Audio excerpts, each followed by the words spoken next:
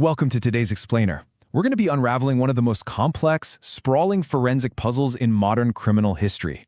We're diving deep into the case of Michael Gargiulo, a man accused of carrying out this systematic, chilling slaughter of young women across two totally different states. We'll break down the timeline, the evidence, and the absolutely incredible trial that finally dragged his hidden life into the light. Ultimately, this is a story about a predator who hid right in plain sight and the massive forensic journey it took to unmask him. Okay, let's dive right into this. 4 women, 15 years, and one survivor who fiercely fought back. In this explainer, we're going to trace that survivor's breakthrough, follow the killer's deadly pattern, uncover a shocking Chicago cold case, analyze the defense's strategy, and finally, get to the verdict. Section 1. The Survivor's Breakthrough.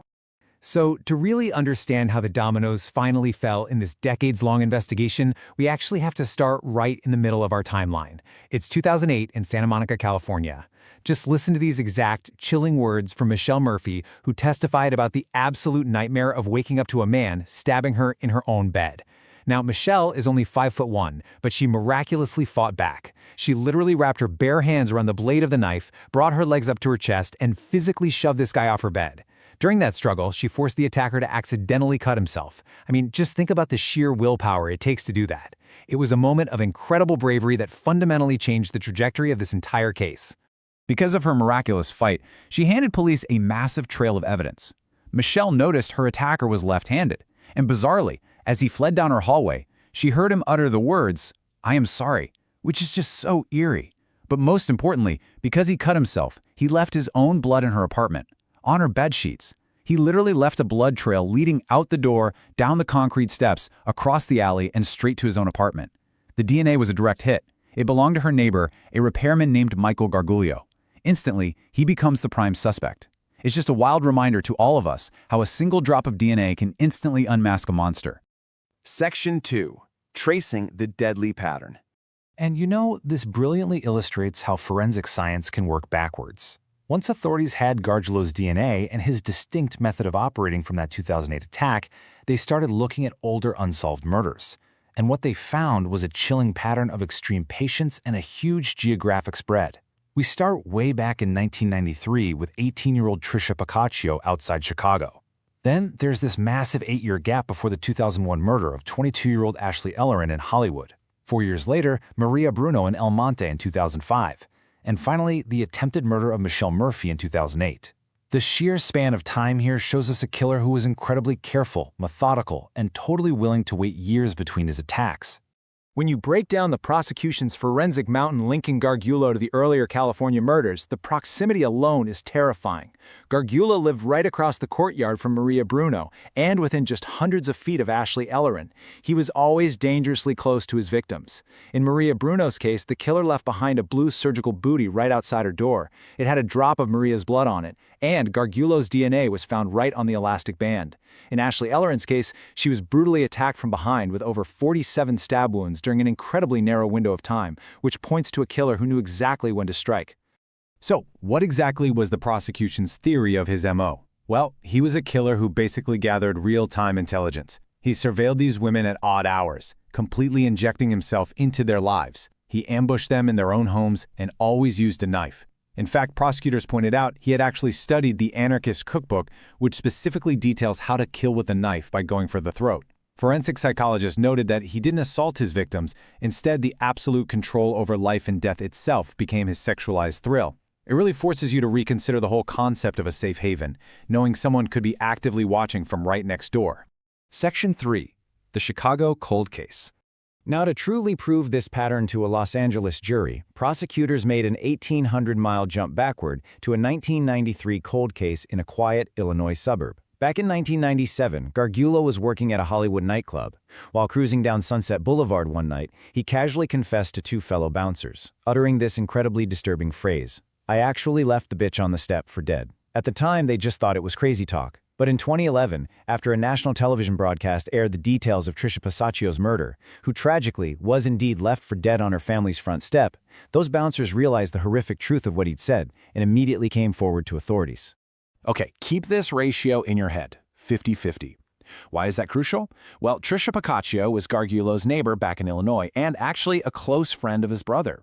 While he wasn't really a suspect initially, new DNA technology in 2003 allowed investigators to test Trish's fingernails, and the forensic scientists found a 50-50 mixture of Trish's DNA and Michael Gargiulo's DNA. This specific ratio is going to become a massive point of contention in court, which we'll get into right now. Section 4. The defense strategy. Fast forward to the 2019 trial. Michael Gargiulo had been sitting in the LA County Jail for nearly 11 years, constantly firing attorneys and delaying the process. When the trial finally started, his high-powered defense team mounted a really vigorous, multi-pronged counterattack. First, they had to address the elephant in the room, Michelle Murphy. Because Gargiulo's blood was literally all over her apartment, the defense didn't even try to deny he attacked her. Instead, they relied on a specific medical diagnosis, dissociative identity disorder. They called up mental health experts to argue that Gargiulo went into a fog or a state of possession.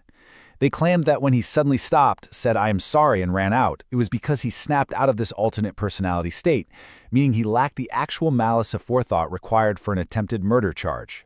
But for the other murders, the ones where the DNA evidence wasn't dripping from the walls, the defense strategy completely shifted. While the prosecution built this massive wall of circumstantial and forensic evidence around Gargiulo, the defense attempted to plant a seed of reasonable doubt. And they did this by aggressively pointing the finger at the victim's romantic partners, framing them as alternate suspects. Let's look at exactly how they played this out. For Ashley Ellerin, the defense actually utilized the prosecution's own celebrity witness, Ashton Kutcher. Kutcher testified he called Ashley at 8:24 p.m. A neighbor heard screams at 8:25 p.m. So the defense argued this incredibly narrow window pointed perfectly to Mark Durbin, the property manager who admitted to being intimate with Ashley just hours prior. Then, for Maria Bruno, the defense targeted her estranged husband, Irving Bruno. They highlighted his terrible history of physical abuse against Maria and pointed out that police actually found drops of Maria's blood in his car on the night of the murder. Now, police had fully cleared both of these men, but the defense's goal wasn't to prove they did it. It was simply to make the jury doubt. Finally, the defense tackled that 1993 Chicago case. Remember that 50-50 DNA mix? The defense argued it was just casual contact, suggesting Trisha might have picked up Gargiulo's DNA by simply sitting in his family's van the day before. But the prosecution's forensic experts aggressively shut that down. They testified that secondary transfer from casual contact fades really quickly. A perfect 50-50 mixture, they argued, absolutely requires extensive, direct, and violent contact, exactly like a victim desperately scratching her attacker as she fought for her life. Section 5. Verdict and lingering questions. After a grueling 3-month-long trial in Los Angeles, which featured 79 witnesses, 350 exhibits, and even a field trip for the jury to visit the various crime scenes, it was finally time for a conclusion. Despite the defense's intense attempts to deflect blame onto alternate suspects and claim mental possession, the jury saw right through it. After just 3.5 days of deliberation, they soundly rejected the defense's theories. The verdict was absolute: guilty of the attempted murder of Michelle Murphy, guilty of the first-degree murder of Maria Bruno, and guilty of the first-degree murder of Ashley Ellerin. The man they dubbed the Hollywood Ripper had finally been held accountable for his California crimes. But, the story isn't entirely over. The 1993 murder of Trisha Picaccia was only used in California to establish Gargiulo's pattern. He was never officially on trial for her murder in that LA courtroom. Her family, who has waited 26 long years and even had to watch the killer sign their daughter's funeral remembrance book, is still waiting. Will officials in Cook County, Illinois, finally rely on that 50-50 DNA mixture and the shocking confessions to those bouncers to bring him to trial? It really leaves us wondering, how long does true justice take, and will Trisha finally get hers? Thanks so much for joining me on this explainer, and as always, keep questioning what you see.